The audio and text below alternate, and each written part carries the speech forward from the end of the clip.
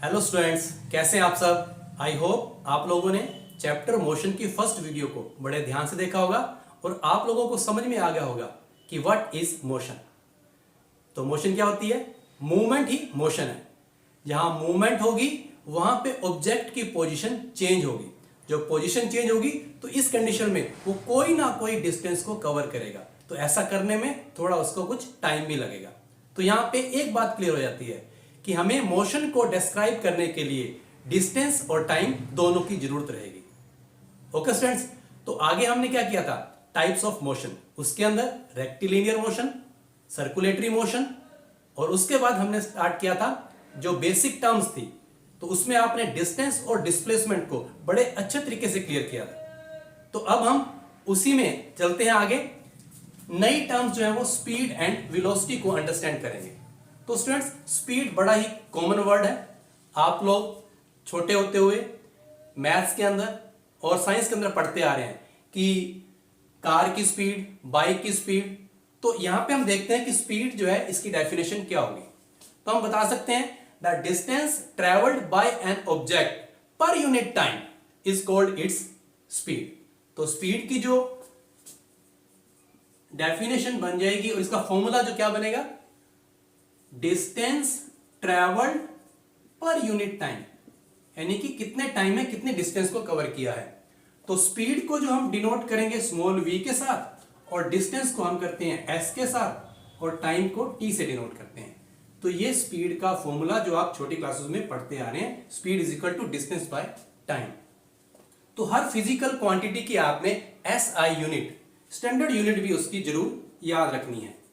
तो SI unit इसके फॉर्मूले से हम देखेंगे। तो स्टूडेंट देखो यहां पे क्या है, डिस्टेंस। तो डिस्टेंस की SI यूनिट जो क्या होती है, मीटर। नीचे क्या है, टाइम। तो टाइम की SI यूनिट सेकंड। तो मीटर पर सेकंड, तो इसको हम कैसे लिख सकते हैं, मीटर पर सेकंड, या हम इसी को लिखेंगे मीटर सेकंड इनवर्स। तो ये इसकी SI यूनिट। अगर कोई बड़ी यूनिट पूछे स्पीड की, तो देखो मीटर की जगह पे क्या आ जाएगा, किलोमीटर, और टाइम की सेकंड की जगह पे क्या आ जाएगा, आर। तो उसमें किलोमीटर पर आर, ये भी स्पीड की यूनिट है लेकिन बिग यूनिट है। ओके स्टूडेंट्स, अब हम देख लेते हैं वेलोसिटी की जो है ये डेफिनेशन क्या रहेगी। इसमें भी स्टूडेंट्स होता वही है जैसा हमने डिफरेंस देखा था डिस्टेंस और डिस्प्लेसमेंट के अंदर। तो यहां स्पीड में मैंने क्या बोला था कि distance travelled per unit time by an object. तो यहां पे होगा वैसा ही, डिस्टेंस को ही कवर करना है टाइम के अंदर, लेकिन साथ में क्या होगा, एक स्पेसिफिक डायरेक्शन दी होगी। तो जब स्पीड के साथ डायरेक्शन आ जाए तो हम उसको वेलोसिटी बोलेंगे। ठीक है स्टूडेंट्स, यानी कि distance travelled per unit time by an object in given direction, that it is called its velocity. तो फॉर्मूला इसका वही रहेगा, सिर्फ लिखने में फर्क है। Velocity is equal to distance, लेकिन साथ में यहां पे क्या आ रहा है, डायरेक्शन आ रही है। यहां पे साथ में मिल गया आपको एक डायरेक्शन बाय टाइम। तो आपको पता है कि डायरेक्शन के साथ जब डिस्टेंस के साथ जब डायरेक्शन जुड़ जाती है तो क्या फॉर्मूला बन जाएगा। अब हम इसको वेलोसिटी को कैसे लिख सकते हैं, इन दोनों को मिला के देखो, याद करो पिछले वाला, ये बन गया डिस्प्लेसमेंट। तो इसका फॉर्मूला आपका बन जाएगा velocity is equal to displacement by time. तो ये इसका फॉर्मूला बन गया, ये वाला फॉर्मूला स्पीड का, और इसमें कोई ज्यादा फर्क नहीं है, सिर्फ डिस्टेंस की जगह पे डिस्प्लेसमेंट आ गया क्योंकि यहां पे डायरेक्शन है। अब इसको वेलोसिटी को डिनोट सेम v से ही करते हैं, डिस्प्लेसमेंट को इसको ऐसे ही करेंगे और टाइम को t से, लेकिन यहां पे प्लस में आपके क्या रहेगा, एक डायरेक्शन साथ में v होगी कि इस डायरेक्शन के अंदर। ओके स्टूडेंट्स, अब इसकी देखते हैं हम SI यूनिट क्या होगी। तो यूनिट में भी कोई फर्क नहीं है क्योंकि डिस्टेंस की यूनिट क्या होती है, SI unit metre by second, metre per second. इसको भी ऐसे लिखेंगे मीटर पर सेकंड, लेकिन यहां पे आपको डायरेक्शन बतानी होगी, टुवर्ड्स, ईस्ट, कोई भी डायरेक्शन बता सकते हैं। तो ये फर्क होता है स्पीड और वेलोसिटी के अंदर। तो हमने पहले भी ये बात की थी कि जिस फिजिकल क्वांटिटी के अंदर आपको डायरेक्शन दी हुई है तो उसको हम क्या बोलते हैं, वेक्टर क्वांटिटी, और जिसके अंदर डायरेक्शन नहीं है उसको क्या बोलेंगे, स्केलर क्वांटिटी। तो अब आपने याद रखना है कि स्पीड क्या है, ये स्केलर क्वांटिटी है। तो मैंने आपको बोला था ये बार बार रिपीट होंगे तो हमें याद हो जाएगा, स्केलर क्वांटिटी है। और जो आपकी वेलोसिटी है ये क्या है, ये वेक्टर क्वांटिटी है, वेक्टर क्वांटिटी।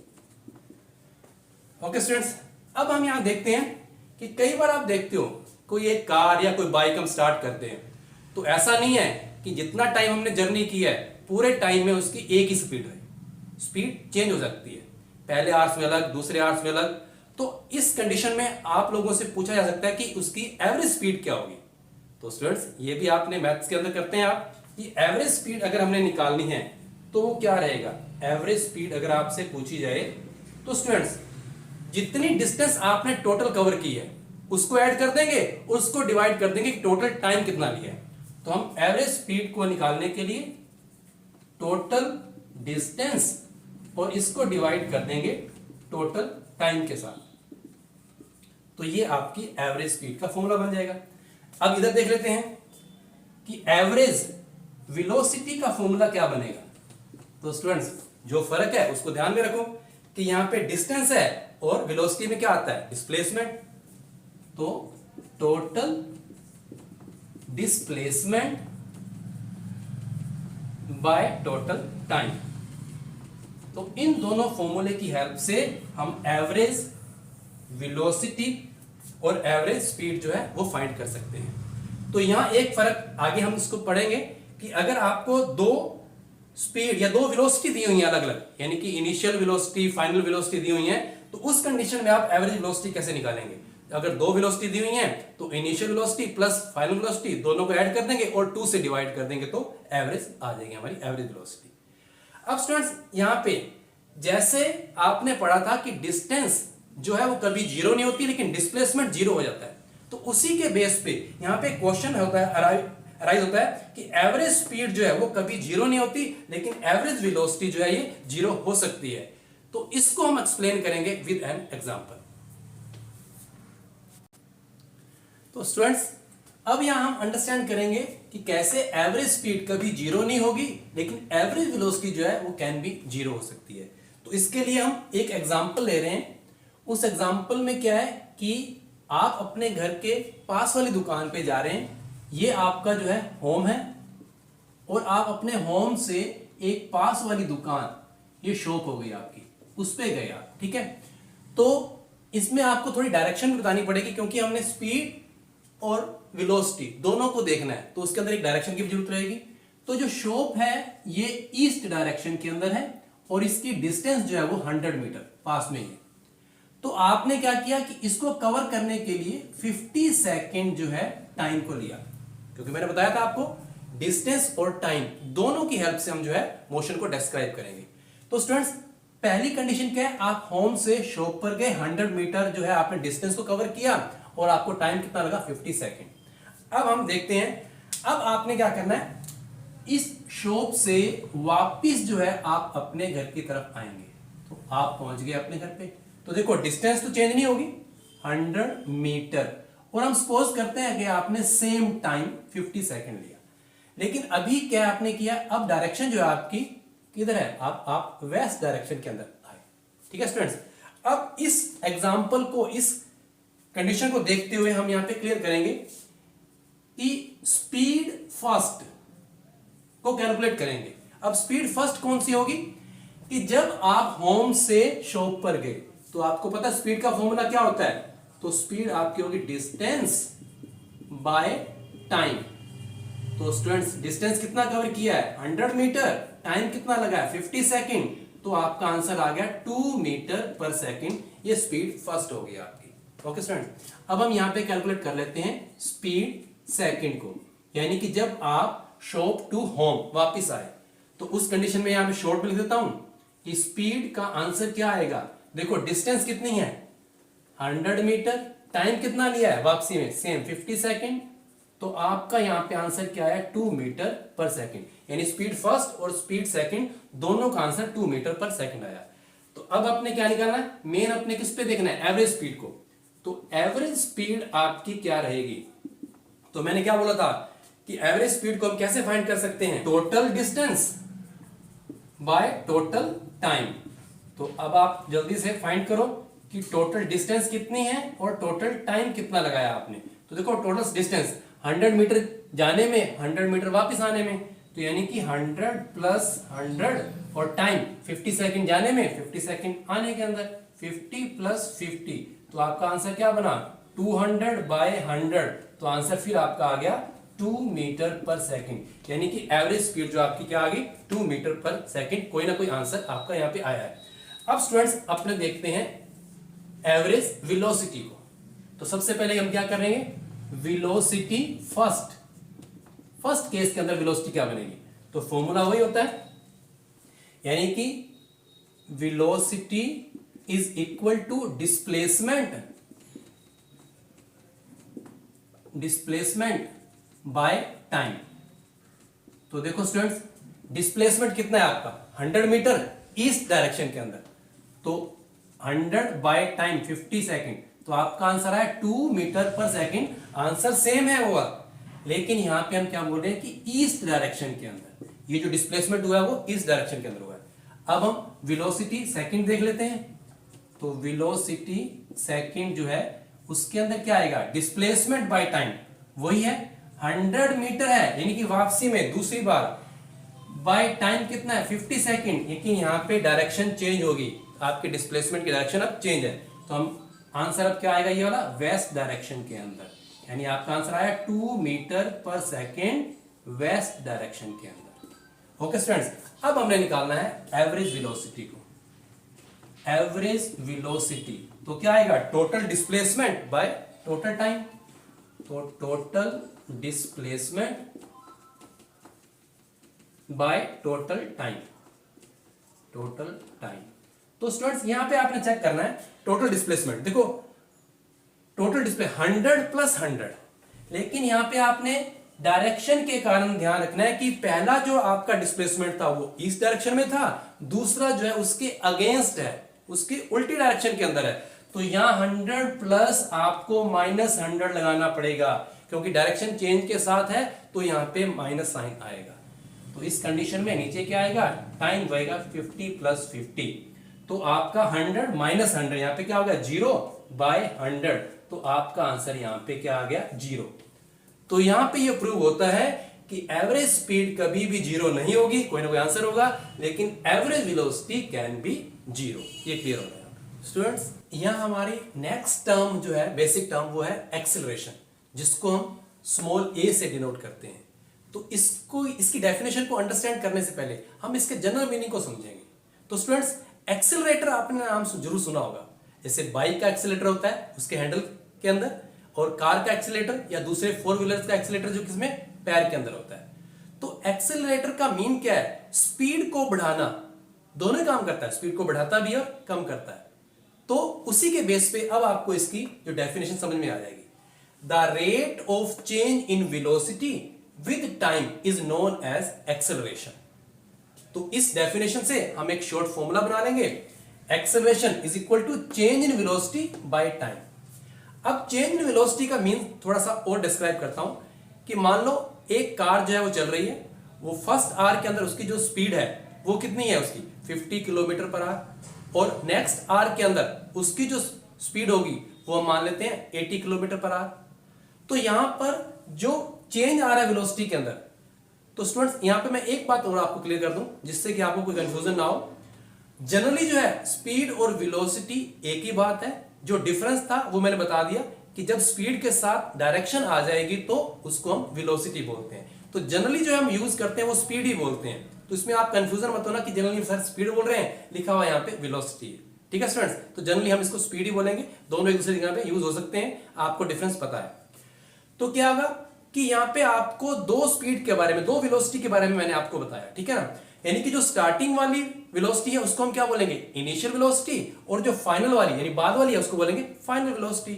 तो यहां पर चेंज इन वेलोसिटी की जगह पर हम क्या लिख सकते हैं, एक्सेलरेशन को मैंने आपको बताया है कि स्मॉल a से डिनोट करते हैं, और चेंज इन वेलोसिटी में यानी कि final velocity minus initial velocity by time, ये फॉर्मूला एक बन गया। ठीक है, अब फिर क्या करेंगे हम, a is equal to final velocity को हम लोग v से लिखेंगे और इनिशियल वेलोसिटी को u से लिखेंगे। तो v माइनस u और टाइम को किसे डिनोट करते हैं, t से। तो स्टूडेंट्स यहां आपको एक फॉर्मूला मिल गया एक्सेलरेशन का। तो ये फॉर्मूला बहुत इंपॉर्टेंट है, आपने बड़े ध्यान से इसको याद रखना है, ठीक है। अब हम इसकी SI यूनिट, तो मैंने आपको क्या बोला था, हर एक फिजिकल क्वांटिटी की आपने SI यूनिट जरूर लिखनी है।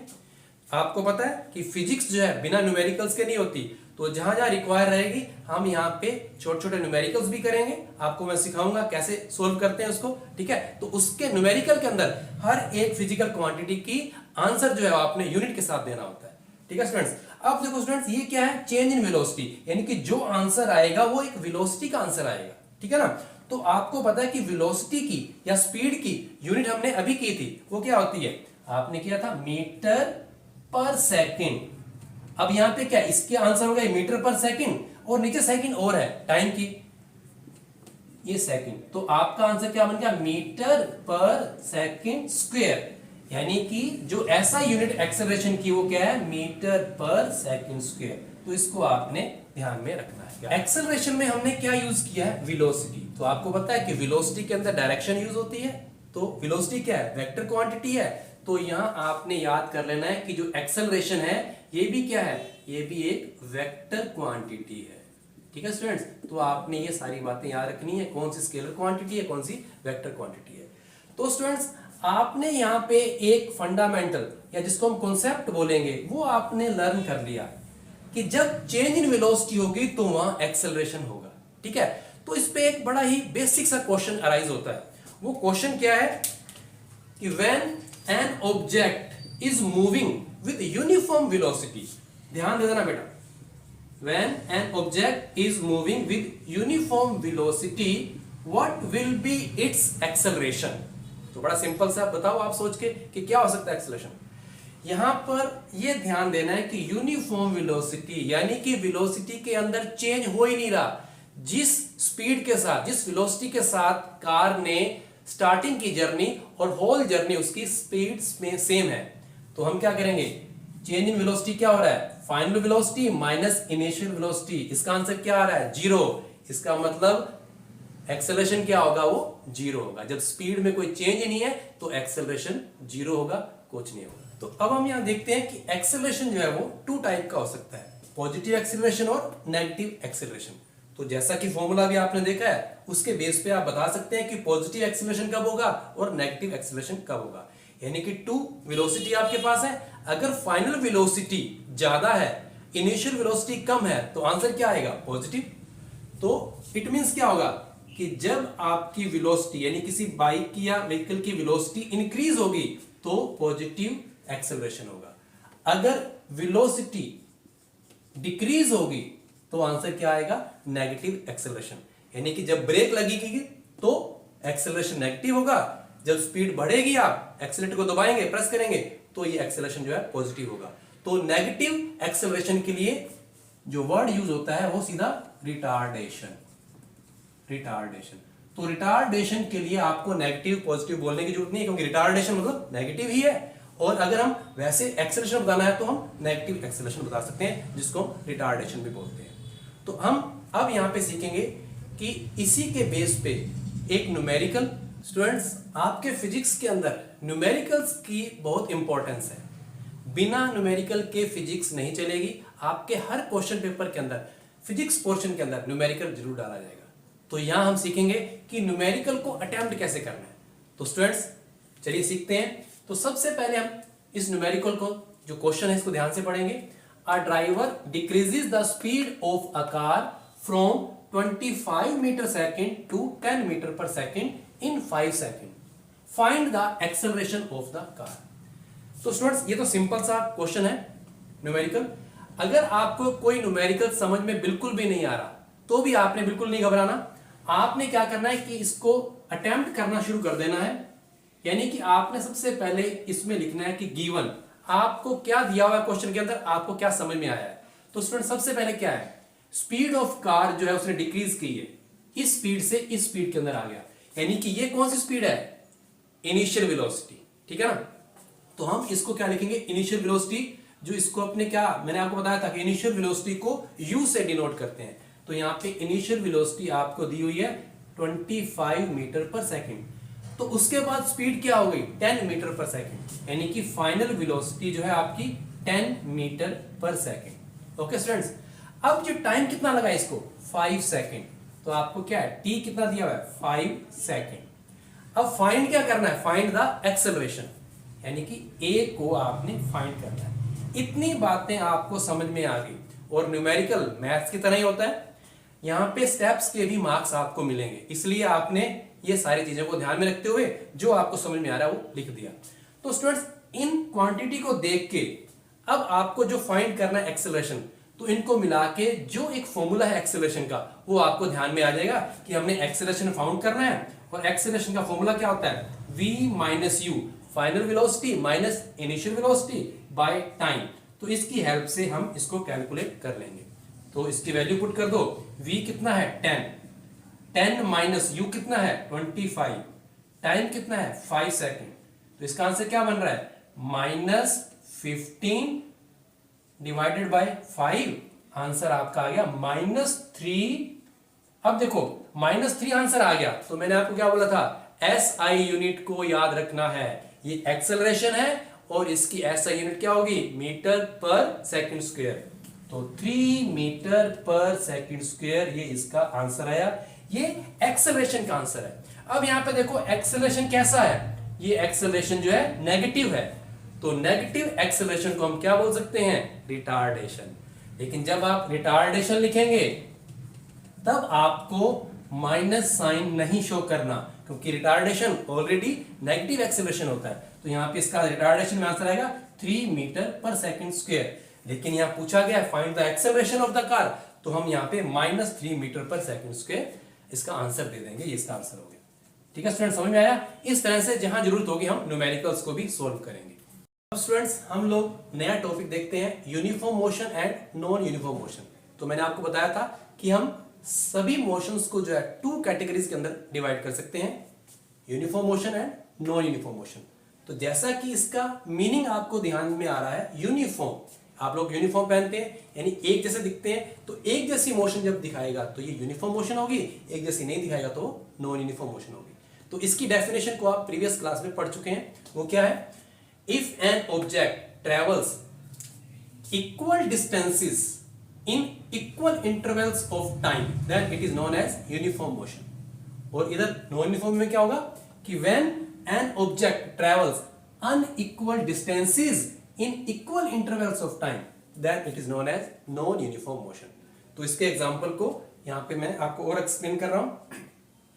स्टूडेंट्स, यहां पे देखिए टाइम को जो हमने ले रखा है आवर्स के अंदर, और उसका डिवीजन यानी इंटरवल ऑफ टाइम हमने क्या लिखा है, first hour, second, third, fourth, यानी इनका डिफरेंस क्या है, 1 आवर का जो मैंने डिफरेंस ले रखा है, यानी कि इंटरवल बनाया वो 1 आवर का जो मैंने इंटरवल बनाया हुआ है। ठीक है, अब इसमें डिस्टेंसेस कितनी कवर कर रहा है, यानी कि आप कार में जा रहे हैं और वहां आप उसके ओडोमीटर को भी चेक कर रहे हैं कि हमें 1 आवर हो चुका है और कार ने कितनी डिस्टेंस को कवर किया है। तो यहाँ डिस्टेंस को मैंने किलोमीटर में लिया है, यानी 1 आवर जब 1 घंटा पूरा हुआ तो आपने चेक किया 10 किलोमीटर, सेकेंड आवर पे चेक किया 20 किलोमीटर, थर्ड पे 30, फोर्थ पे 40 किलोमीटर। अब आपने चेक करना है कि हर एक आवर के इंटरवल पे आप कितना प्लस कर रहे हैं, 10 किलोमीटर ट्रेवल कर रहे हैं, 10 किलोमीटर की डिस्टेंस को कवर कर रहे हैं।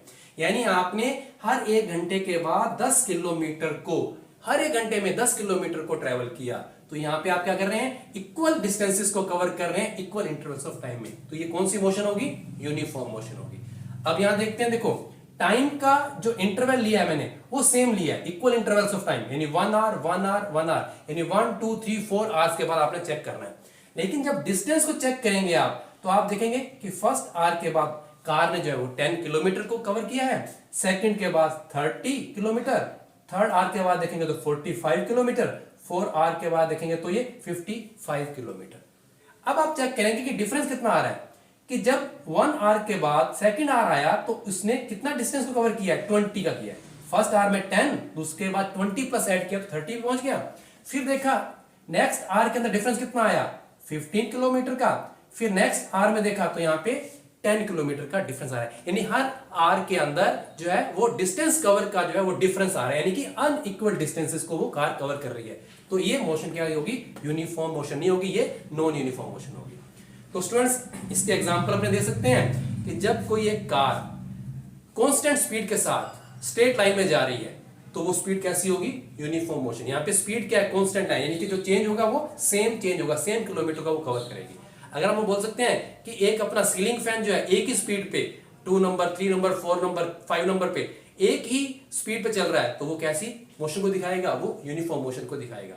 या हम बोल सकते हैं हैंड्स ऑफ क्लॉक जो होती हैं वॉच की, वो क्या दिखाएंगी, वो भी एक यूनिफॉर्म मोशन को दिखाएंगी। लेकिन अगर हम बात करें कि कार जो एक भीड़ में से होकर निकल रही है, मार्केट में से होकर निकल रही है, तो कभी वो ब्रेक लगाएगा, कभी एक्सीलेटर को दबाएगा, तो स्पीड जो है वो चेंज होती जाएगी, डिस्टेंस अलग अलग कवर होंगी, तो ये नॉन यूनिफॉर्म मोशन। या हम किसी बस में ट्रेवल कर रहे हैं तो बस कभी रुक रही है कभी चल रही है, तो वो कैसी मोशन होगी, नॉन यूनिफॉर्म मोशन होगी। अब यहाँ पे एक पॉइंट और आता है ग्राफ का। तो हमने यहाँ पे यूनिफॉर्म मोशन के ग्राफ को और नॉन यूनिफॉर्म मोशन के ग्राफ को शो करना है। तो आपको पता है कि मोशन को दिखाने के लिए आपके पास दो जो है बेसिक यूनिट होनी चाहिए, वो डिस्टेंस और टाइम। तो यहां पर हम डिस्टेंस टाइम ग्राफ को यूनिफॉर्म मोशन के लिए बता रहे हैं। तो स्टूडेंट्स यहां नीचे मैं टाइम को ले रहा हूं और इधर मैं ले रहा हूं डिस्टेंस को। तो जब आप विद एग्जांपल्स को देखेंगे तो distance time graph for uniform motion वो आपका एक स्ट्रेट लाइन आएगी। ये वाली जो है straight line, distance time graph की जो स्ट्रेट लाइन होगी किसको दिखाएगी, यूनिफॉर्म मोशन को। तो इस एग्जांपल की हेल्प से, इस डाटा की हेल्प से अपने ये आप इसको बना भी सकते हैं। और यहां पे आप देखेंगे तो ये आपको एक कर्व्ड लाइन, यानी कि वही टाइम इधर डिस्टेंस, और आप जब इसकी लाइन को फाइंड करेंगे तो ये कर्व्ड लाइन या ये जिग जैग लाइन आपको मिल सकती है। तो ये graph distance time graph for non uniform motion या तो कर्व्ड लाइन होगा या फिर ये जिग जैग लाइन होगा। तो स्टूडेंट्स अभी इस वीडियो में इतना ही, नेक्स्ट वीडियो में मिलते हैं नेक्स्ट कॉन्सेप्ट के साथ। तब तक आप अपनी बुक रीडिंग साथ में करते रहेंगे।